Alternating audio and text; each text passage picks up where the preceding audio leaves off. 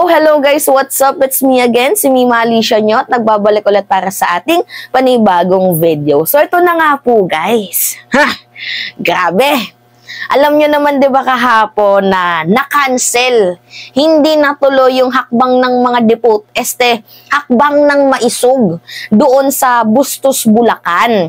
So, hindi natuloy sapagkat yung may-ari, hindi sila pinayagan. Pero ngayon nga po guys, 'di ba ang lumalabas, nakagagawan daw po ito ni President Marcos. Kumbaga, Marcos Jr. takot kay Duterte. Yung mga ganon yung mga sinasabi ng mga DDS vlogger. So ngayon nga po guys, hindi rin nagpahuli itong si Mayor Baste Duterte. Tumahol din. Ang daming aw, aw, aw, aw, aw. Tumahol guys. Ngunit ang problema dito sa kanyang pagtahol, mukhang mali ata guys yung kanyang natahulan. Kasi ang nangyari guys, parang ginisan niya ang kanyang sariling pamilya sa sarili nilang mga taba. Ganon guys ang nangyari. Ang bilis ng ng flashback dito kay kay Baste. So ngayon nga po guys, basahin natin.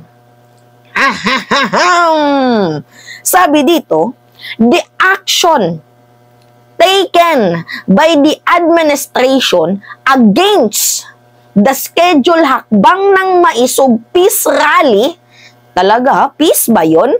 Peace ba? Sa tingin nyo?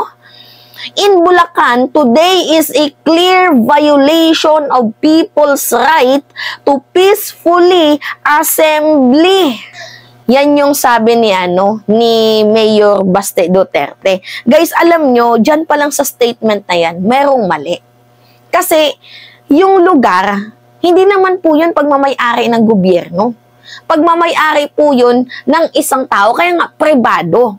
Private. Hindi kasi nila guys naintindihan itong salitang to. Nakikita nyo naman ata yan guys, na privado po yung area.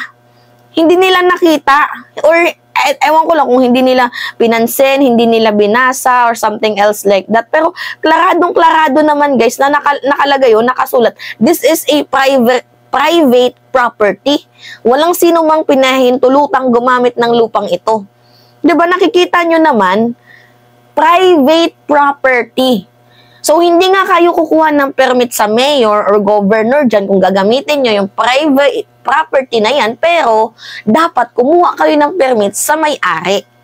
Hindi nga kayo pinayagan. Hinarangan na nga doon. Nagpupumiglas pa kayo. Eh di mga trespasser pala kayo kung ganon. 'Di ba? Mga kulang ba sa sa pangunawa, kulang sa mga pag-intindi. May mga nga guys, may mga something sa utak yang mga yan. Tapos sabi niya pa dito, eto, pakinggan nyo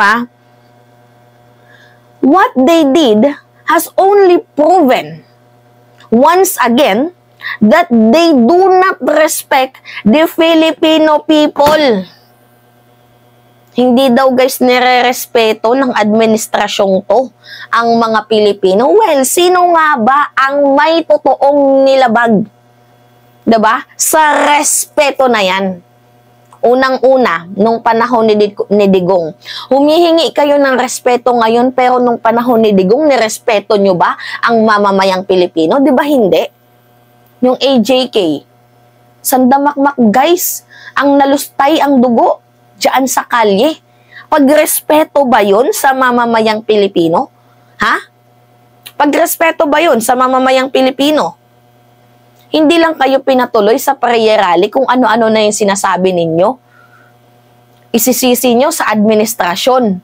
Eh yung may-ari, yung hindi pumayag na paggamitin sa inyo, yung area na yun. Tapos ngayon humihingi kayo ng respeto, you are demanding for respect, pero kayo, nirespeto nyo ba ang Pilipino noon?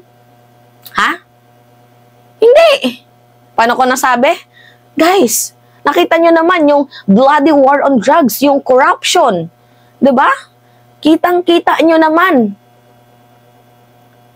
Tapos tingnan nyo yung foreign policy nila. Gusto nila mabuli lang tayo. Pagrespeto ba yun sa mamamayang Pilipino? Nilalagay nyo yung kapangyarihan nyo sa kamay. Pagrespeto ba yun sa mamamayang Pilipino? Uy, uy, uy. Ito yung malala, guys. Ito yung pinakamalala. Na dito talaga literal na sinunog ni Baste ang sarili niyang pamilya. Pakinggan nyo to guys ha. This will not silence us, but rather this will inspire us even more to continue to fight for transparency, accountability. So, hindi daw po sila guys, hindi daw po sila titigil sa nangyaring pagkansela daw sa hakbang ng maisog doon sa Bulacan, hindi daw po sila titigil. Kumbaga na-inspire pa sila guys na mas pagbutihin pa nila ang paninira. I-continue pa nila ito. Kasi gusto daw po nila ng transparency at accountability. Yan po guys yung gusto nila. Ngayon, sino nga ba yung hindi naging transparent? Ha? Bago kayo mag-demand ng respect, bago kayo mag-demand ng transparency, bago kayo mag-demand ng accountability, I think i-apply nyo muna sa sarili nyo yung mga pinagsasabi nyo bago nyo hingin sa iba. Kasi guys, kung usapang transparency, hindi ako matalino. Pero naintindihan ko yung salitang transparency. Ngayon, total, tinukoy mo din naman yung salitang transparency. Ngayon, ano to? Duterte's wealth remains secret until the end of his term. Naging transparent ba kayo? Ha? Sa SALN ni Digong? Yung huling labas niya ng SALN 2017 hanggang sa natapos ang kanyang term, hindi niya pinakita? Naging transparent ba kayo? Ito guys, yung paggasta ng 125 million confidential funds, naging transparent ba? Within 11 days, naging transparent ba? Usapang transparent tayo guys ha. Naging transparent ba kayo? Hindi lang yan, ito pa. Duterte's scandalous 51 billion kay Paulo. Naging transparent ba kayo? Ha? Ha? Usapang transparent. Naging transparent ba kayo? Yan nga guys yung sinasabi ko. Bago kayo humingi ng respeto, humingi ng accountability, ng pagiging transparent, sana muna in-apply nyo sa sarili nyo bago nyo hingin sa iba. Kasi guys, ganito yung ugali nila eh. Mahilig silang pumuna, pero pag sila pinuna, ayaw nila. 'Di ba? Sasabihin nila na pinakabulok daw yung Congress. Yan yung sabi ni Digong nung hindi nabigyan itong si Sara Duterte ng confidential funds na hinihingi niya na 650 million. 'Di ba? Pero nung panahon nila, hindi nila masabi yung Congress ay pinakabulok. Gets nyo ako guys? Pag sa kanila okay lang, pag sa iba hindi. Parang ganun eh. Pansin nyo? 'Di ba? Utak sinto-sinto, no? O dyan guys, na sunog ang sariling pamilya ni Baste sa kanyang pinagsasabi mismo.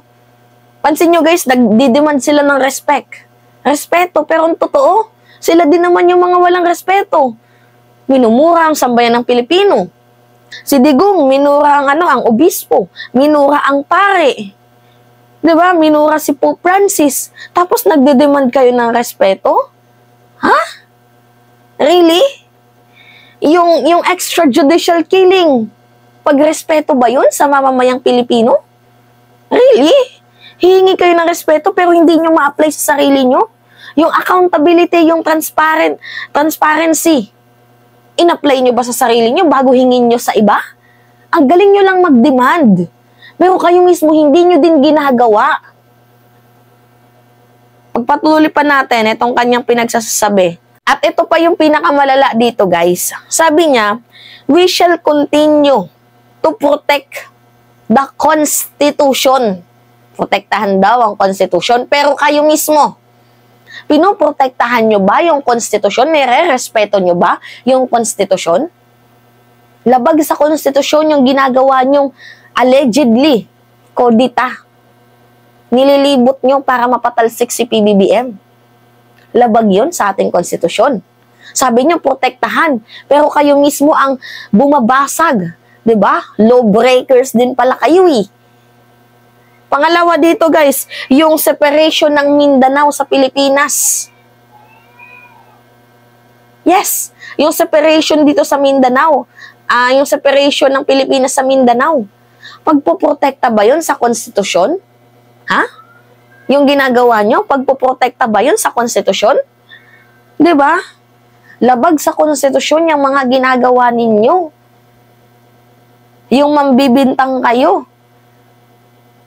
Deprives or of liberty. Liberty, tama ba ako? Lives. 'Di ba? Yung nakalagay sa ating konstitusyon na protektahan yung buhay ng mamamayang Pilipino. Sinunod ba ninyo 'yon? Hindi. Hindi nyo pinaprotektahan ng konstitusyon, nilabag ninyo. Tapos ngayon, nag-a-ask kayo to protect the constitution? Antitelok ninyo. Maangas.